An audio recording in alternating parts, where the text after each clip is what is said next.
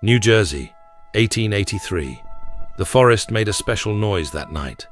It was not the usual rustling of branches, not the usual sound that accompanies an evening in the woods. It was like the rustle of the breath of the forest itself, deep, wary, lurking. The branches stretched like claws, scratching the air.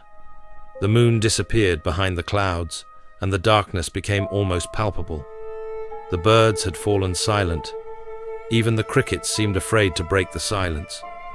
Deep inside this forest, where roads turn into trails, and trails turn into swamps, there was an old village.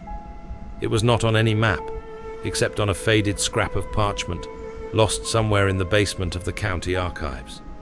Red Marsh Village, an unofficial name given to it because of the red clay in the boggy soil that left brown marks on shoes. Here lived the descendants of those who crossed the ocean in search of freedom. Old English surnames, accents, rough life. A people hardened by cold, hunger, and superstition. Their faith in God juxtaposed with ancient fears passed down from grandfathers to grandchildren. They spoke of forest spirits, night shadows, and a creature whispered about only on the darkest evenings. Among them lived Elijah Hutcheson, a sullen widower of 45. He had a face with sharp cheekbones, a pointed chin, and perpetually furrowed brows. He'd lost his wife 5 years ago to fever, like so many in the region. Only his daughter Abigail remained, slender, dark-haired, with eyes that held the same stubborn longing for freedom that had been in her mother. They lived on the edge of the village, closer to the moors, in an old house. Elijah was silent, worked as a lumberjack, and did not go to church. Some said he talked to the woods. Abigail, on the other hand, was very different living, reading books, dreaming of a life beyond these woods and swamps. The locals had long said something roamed the woods at night. Something, but not a man. Footprints on the ground, like a goat's, but the size of a dish. Branches broken high overhead. A strange shriek or screech that frightened even the horses.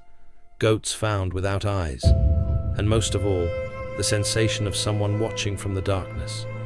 Old Wilker, who lived in a house with a shabby roof, swore he saw it with his own eyes in 1847. Bat-like wings, horns, hooves, and eyes, he repeated as he drank moonshine from a jar.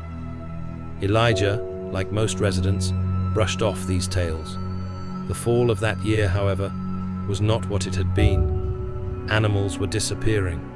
Horses were found with their throats torn open, and cows had broken ribs, as if they had been torn by something with claws as long as a knife. One day, a dog came running into the village, ears pinned back, tail tucked, madness in his eyes. He was shot. He was lunging for the shadows. And then Mary Ellen Fletcher disappeared, an 8-year-old girl who went out in the morning to fetch water and never returned. Only a bucket was found pressed into the mud, and 2 black feathers next to it, too big to belong to a bird. At night, the villagers began to hear a scream.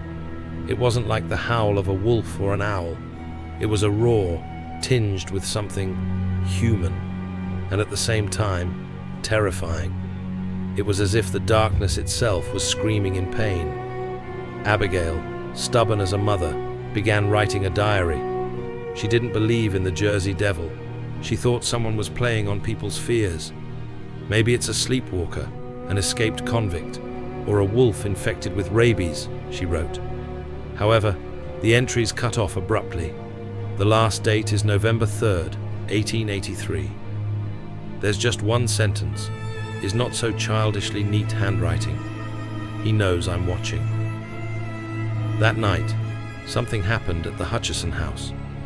At first, no one realized what it was. Around the 3rd hour of the night, when the fog is especially thick and the forest seems to freeze, the village was awakened by a deafening sound. It was a roar, hoarse and low, as if from the ground itself. And then there was a thud. It was as if something huge had crashed through the roof of Elijah's house. And then there was a scream, desperate, piercing, filled with pain and terror. A woman's voice. a girl's, and then there was instant silence. Even the dogs were no longer barking, the owls silent. First to run out was Barton the blacksmith, a big man with a torch and a gun. He was followed by 3 men from neighboring houses, all frightened but determined. The flames in the torches trembled in the wind, casting long, gaunt shadows on the trees. They ran toward the Hutchison house, feeling the air grow denser with each step, as if something invisible were watching them from above. When they stepped inside, their breath caught.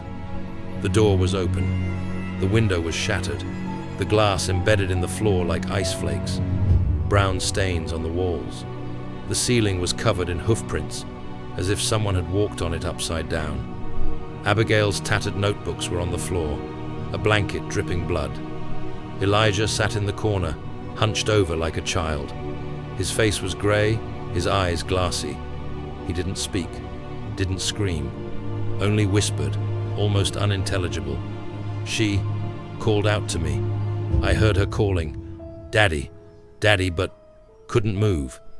He struggled to raise his eyes to the people, and in them read unspeakable madness. I saw the thing carried her into the sky, through the roof, straight up into the sky. One of the men hurriedly crossed himself, the other turned away and swore through his teeth. No one said the name, but everyone thought the same thing. The devil had returned. Not a myth, not a campfire tale. He's real, and he took Abigail Hutchison. The girl was never found. Not at dawn, not the next day, not a week later. The men scoured the woods, marshes and streams, went down ravines, climbed trees. They searched for clothes, for footprints, for anything. On the 3rd day, when the search began to seem pointless, a shepherd named Elmer Fitch noticed something strange. The gaze of his sheep was upward, not at the predator, but above, up into the crown of a huge pine tree that grew just behind the Hutchison house. He raised his head and recoiled. At the very top, among the thick needles and resinous branches, a scrap of cloth swayed. It was a piece of Abigail's nightgown. No one followed her up the tree. They just stood there, not averting their gaze, like in front of an icon at a funeral. After that, the day in the village seemed to stop. People didn't talk, didn't open doors.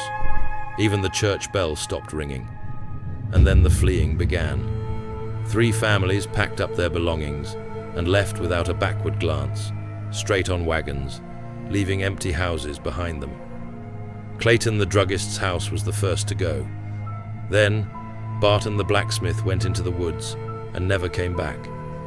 He was found a week later, hanging from the very tree where the scrap of his shirt had hung. Some just drank themselves to death, like Mr. Howell, the former teacher.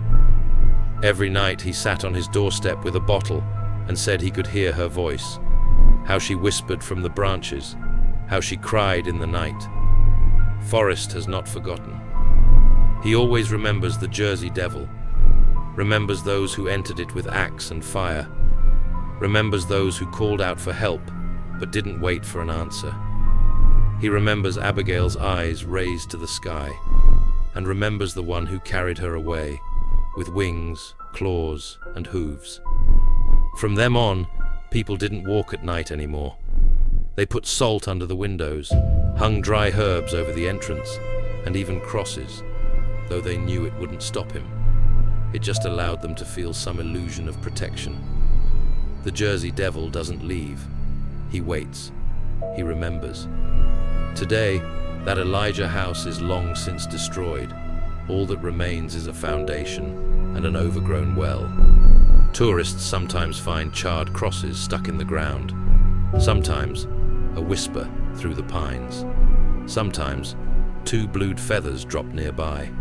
And in some records in the old New Jersey State Archives, you can still find a marker. Missing, Abigail Hutchison, age 13. Location, Pine Barrens. Circumstances, unexplained. The Jersey Devil doesn't go away. He waits. He remembers.